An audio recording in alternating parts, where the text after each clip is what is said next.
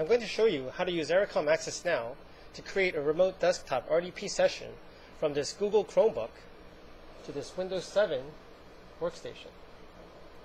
To get started, we'll first have to enable RDP by going to the computer's properties.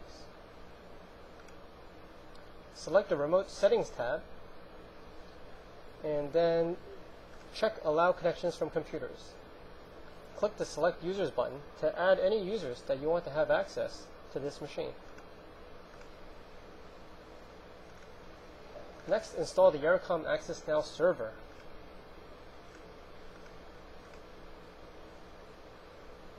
The installation is pretty straightforward. Just click Next, Next, Next. While it is installing, we're going to go to the Control Panel to configure our local Windows firewall. Ericom Access Now uses port 80, so we need to open this on the firewall. Click on Advanced Settings. Click Inbound Rules, and then New Rule. Select Port, and then specify 8080. You can change this value to any number of your choice. Check the Ericom documentation on how to do that. Give a description for the port, and then finish.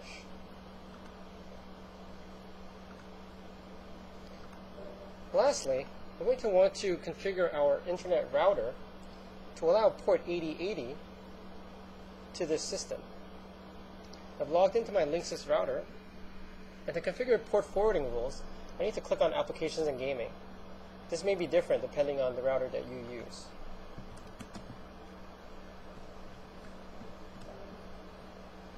I'm specifying that port 8080 should go to this address.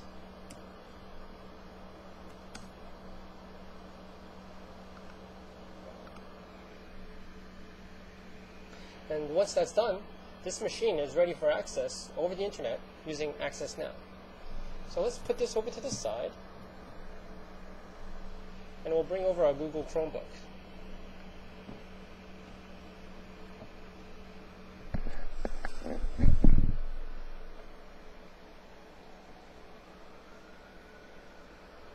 We'll first connect our Chromebook to the internet. We're going to be using the 3G internet service.